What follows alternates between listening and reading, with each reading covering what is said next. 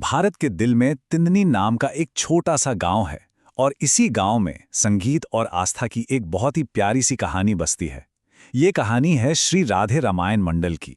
एक ऐसा समूह जो अपने सुरों से, अपनी कला से पूरे समुदाय को एक धागे में पिरोता है।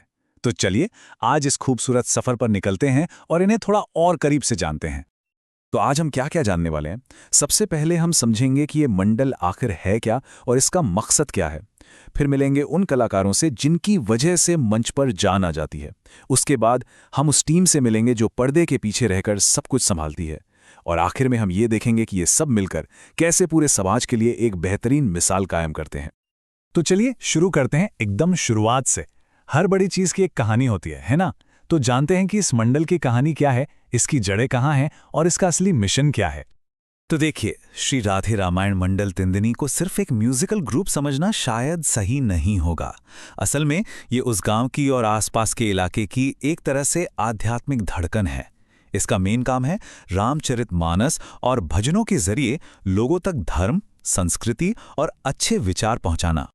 चलिए अब बात करते हैं उन चेहरों की, उन आवाजों की जो इस मंडल की पहचान है। वो लोग जो मंच पर आते ही अपनी कला से सबका दिल जीत लेते हैं। जानते हैं इस मंडल की सबसे अच्छी बात क्या है?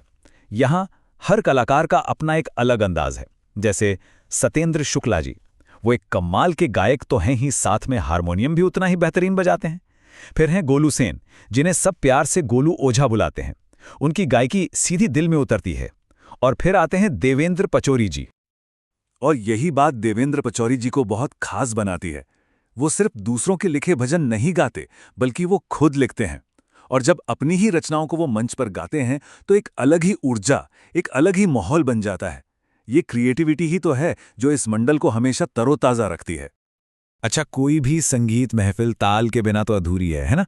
तो यहाँ ढोलक पर सचिन और करण की जोड़ी और पैड पर रत्नेश की संगत, इनके बिना तो सब सूना है। और एक और अच्छी बात यह है कि ये मंडल सिर्फ अपने सदस्यों तक ही सीमित नहीं है।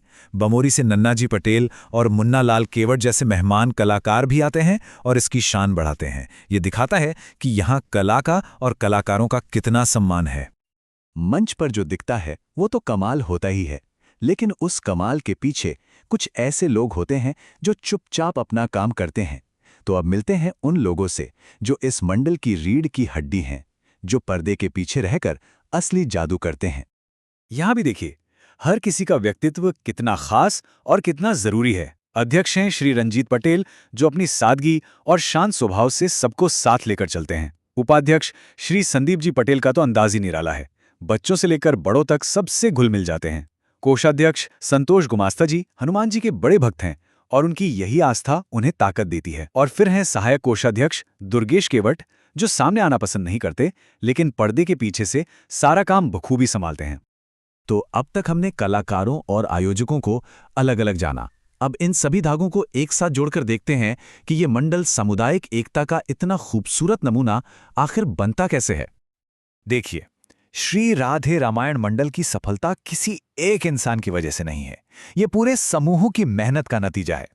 यहां हर कोई, चाहे वो गायक हो, ढोलक बजाने वाला हो या फिर कोई पदाधिकारी, हर कोई अपनी अपनी जगह पर एक जरूरी किरदार निभा रहा है। ये बिल्कुल एक परिवार की तरह है, जहां हर सदस्य की अपनी एक खास जगह और अपनी एक खास अहमियत है। और ये पूरी कहानी हमें इसी एक सवाल पर लाकर छोड़ देती है।